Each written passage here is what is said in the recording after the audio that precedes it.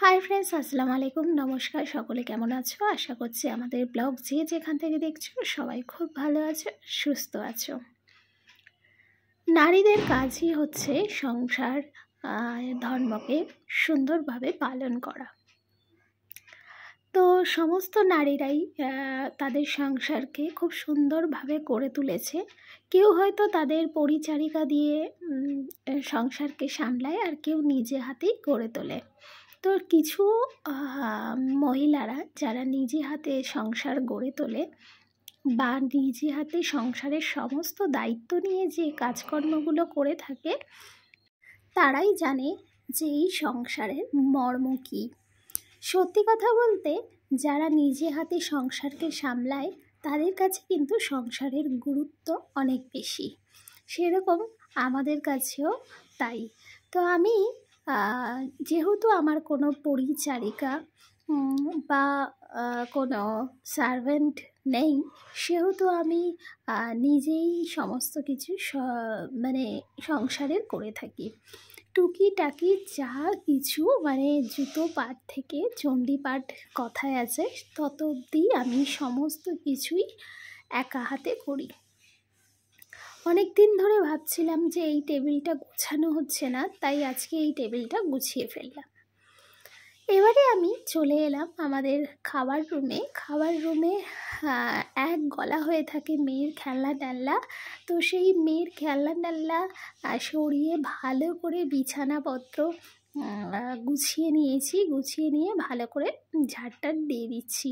সত্যি কথা বলতে কি জানো, আমার মনে হয় ঘরে যদি সামান্য একটু কিছু আমি চোখে পড়ে যে পড়ে আছে, আমি যেন ঘরটাকে 10 বার ঝাড় দিই। এটা আমার একটা ব্যাড হ্যাবিট বা ব্যাড ম্যানার্স, যেটাই তোমরা বলো না কেন।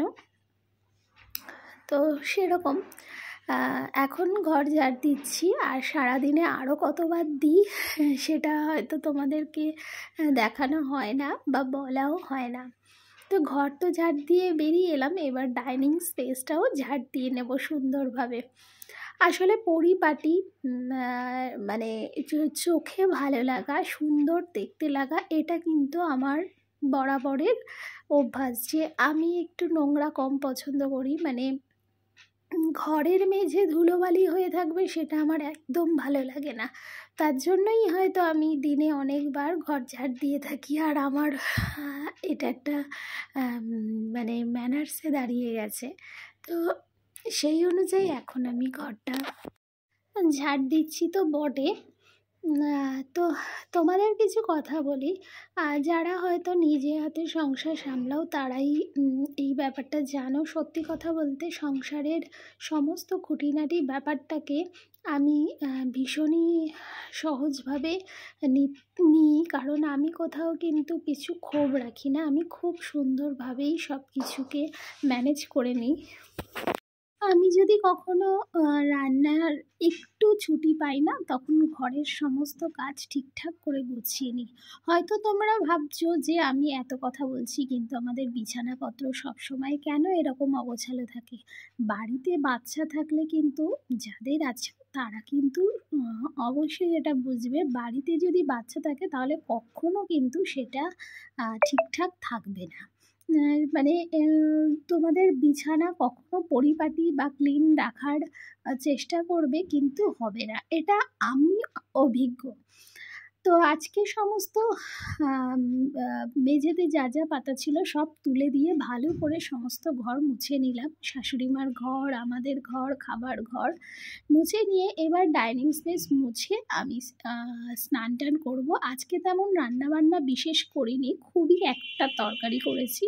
তো বন্ধুরা, সকাল থেকে এই তোমাদের সামনে এসে কথা বলার সুযোগ পেলাম। এখন ঘড়িতে বাজে 5:15, আর দুপুরবেলা একটু খাওয়া দাওয়া সেরে আর একটু শুয়েছিলাম, ঘুমাইনি কিন্তু শুয়েছিলাম, কিন্তু ব্লগও করতে ইচ্ছা করেনি। তো এখন আবার ক্যামেরার সামনে অন হয়েছি, আর এই যে আমার মামা রানী, ওই দেখো গান শুনছে, আমার মাথা নাড়ছে, আর এই যে ওর বাবা। তো আমরা এখন একটু বসে আছি, একটু পরে একটু চা খাওয়ার ইচ্ছে আছে। আজকে একটু চা খেতে ইচ্ছা করছে, জানি না কেন। আর হচ্ছে ব্লগ করতে শুরু করলাম এখন। এবারে জানি না সন্ধ্যে থেকে কতটা তোমাদের সামনে কথা বলতে পারবো, তবে আজকে ভীষণই ব্যস্ততার মধ্যে কেটেছে। তোমরা তো দেখলে সকাল থেকে যা যা কাজ করেছি, আরও অনেক কিছু কাজ তোমাদের সামনে তুলে ধরতে পারিনি, বা এত কিছু দেখলে তোমরাও বোর হবে, শ্যুটও নিইনি তার জন্য। তো যাই হোক, ব্লগ দেখো আর অবশ্যই কিন্তু কমেন্ট করো যে কেমন লাগছে। এই দেখো বন্ধুরা, আমার জন্য চা করে নিয়ে চলে এসেছি আর মেয়ের জন্য দুধ নিয়ে চলে এসেছি, আর এদিকে ওর বাবা এখন বসে আছে। তোমরা হয়তো ভাবছো যে আমি আমার জন্য চা করেছি, কিন্তু ওর জন্য করিনি। ও দুধ চা খাবে না, আর আমি চলে যাব দোকানে, আর ও কিছুক্ষণ পর চা খাবে। ও এত তাড়াতাড়ি চা খায় না। এখন ঘড়িতে বাজে 6টা 5। আর মাম্মাম কি করছো বলে দাও মা, কি করছো তুমি? কি করছো? কি করছো? কি করছো? লুকিয়ে ফেলছো? কি লুকিয়ে ফেলছো দেখি?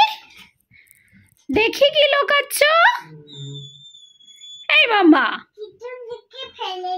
কি লুকিয়ে ফেলেছো? কিছু লুকিয়ে ফেলেছো? তো চলো এখন মেয়েকে খাওয়াবো, আর আমি চা খাবো।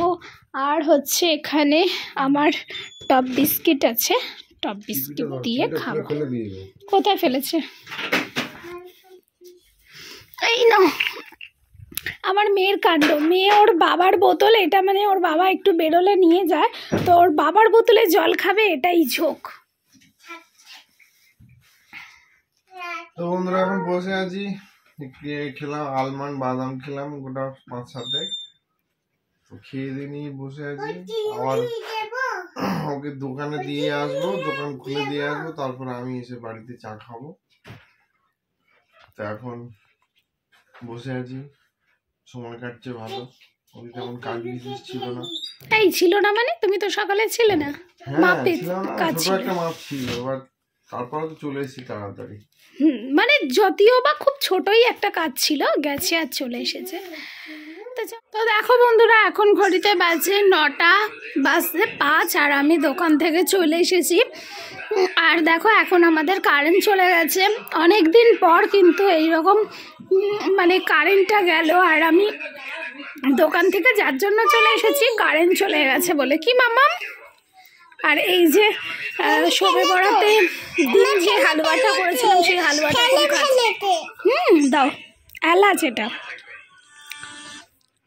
তো এখন মাম্মাম বসে আছে, ও তো খেতে পারে না, ওর বাবা আমি একটু হালুয়া খাচ্ছি, এখন একটু খিদে পাচ্ছে তার জন্য। বন্ধুরা কারেন্ট আর আমরা এসেছি কিচেনে, আর আজকে একটু স্পেশাল কিছু হচ্ছে, সেটা তোমাদের সাথে না শেয়ার করলেই না, তাই কিনা বলো? আমাদেরই হাসি পাচ্ছে। এখানে দেখো আজকে রেসিপি হচ্ছে পনির। এইরকম পনির কি তোমরা কখনো দেখেছো? তো যদি না দেখে থাকো, দেখো পনিরের কি রেসিপি হচ্ছে। আস্তে করে দাওনি, কিন্তু এটার থেকে একটা না, সেই লোটে মাছ রান্না করলে যে স্মেলটা আসে, ধনে পাতাটা দিতে কিন্তু ঠিক সেই স্মেলটা আসছে। পাচ্ছ বন্ধুটা? আসলে এর কারণটা তোমাদের বলি। এই পনিরটা না আমার জানা ছিল না, এটা হচ্ছে মিষ্টি দোকানের পনির ছিল। তবে আগে আমরা প্যাকেটের পনির কিনেছিলাম, ডিপ ফ্রিজে রেখেছিলাম, তখন কিন্তু এইসব কিছু হয়। এখন দেখছি মিষ্টি দোকানের পনির রেখেছি ডিপ ফ্রিজে, আর সেটা পুরো ঝরে ঝরে পড়ে যাচ্ছে, মানে প্রচুর নষ্ট হয়েছে। তো এখন পনিরটা ফেলে দেওয়া তো যায় না, তো তার জন্য এরকম একটা পুরো রেসিপি করে নিয়েছি। তো এটা এখন আমরা ডিনারে খেয়ে নেব। এটা দিয়ে আজকে একটা রেসিপি করার কথা ছিল, মানে দুর্ভাগ্যবশত এটা কিন্তু মানে আমাদের ভাগ্যে ছিল না, ওই জন্য খারাপ হয়ে গেছে। খারাপ বলতে কি, মানে ওই বরফ হয়ে গেছিলো, বরফে পুরো ঝরে ঝরে পড়ছিল। তো আমরা এখন ডিনারের জন্য এটা করলাম। আর এখানে হচ্ছে, চলো তো তোমাদের এখানে হচ্ছে, আমার হাজব্যান্ডকে বললাম যে অনেকটা ধনে পাতা কিনেছে, জানো তো।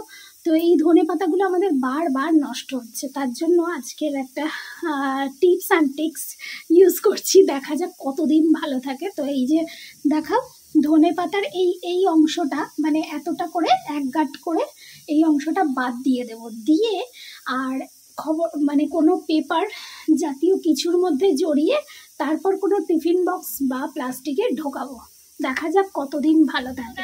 রাতে ডিনার করতে চলে এসেছি। এটা ওবেলা রান্না করেছিলাম শিম বেগুন আর এই পড়বে রে। আর এই দিকে হচ্ছে এটা পনির ভর্তা, যেটা মানে যেটা রেসিপিটা করলাম রাত্রেবেলা। আর এখানে হচ্ছে স্যালাড। যা আবারও নুনটা আনতে ভুলে গেলাম। ধরো ও এদিকে চলে এসো, খেয়ে নেবে। এসো, কোথায় গেলে? এই দেখো এই টিকটিক বেরিয়েছে। খোকা বাবু কোথায়? চলো, এই তো আবার পালাচ্ছে, আবার পালাচ্ছে, আবার দুষ্টুমি করছে। ও বিছানায় উঠে পড়ছে মার। চলে এসো, চলে এসো। বুবার কাছে পালিয়েছে। চলে এসো, একটু খেয়ে নেবে। এসো, তাড়াতাড়ি এসো। একা একা নামতেও পারে, ওই যে নামছে আবার। দেখো কত সুন্দর নামতে পারে, দেখেছো?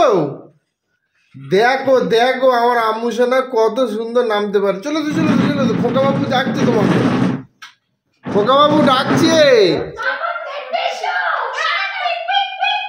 এসো এসো এসো এসো।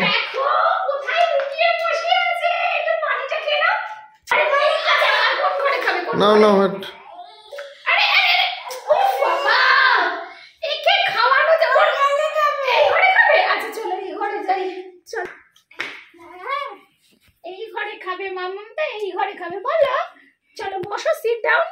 নাও তাড়াতাড়ি খেয়ে নাও। থালাটা নিয়ে আসি। তো এখন হচ্ছে মেয়েকে খাওয়াচ্ছি আর আমাদেরও ডিনার কমপ্লিট হয়ে গেছে। দেখেছো আমার মেয়ের জ্বালায়, মানে এত দুষ্টু বাচ্চা আমাদের নিজেদেরই নাজেহাল করে দিচ্ছে। মানে খাওয়াবো যে এঘর ওঘর সেখানে করে। তো যাই হোক, কথা আর না বাড়িয়ে এখন ঘড়িতে বাজে 11:15। মেয়েকে খাইয়ে নিয়ে বিছানা করবো, তারপর শোবো। আর আজকের ব্লগটা কেমন লাগলো অবশ্যই কিন্তু কমেন্ট করে জানিও।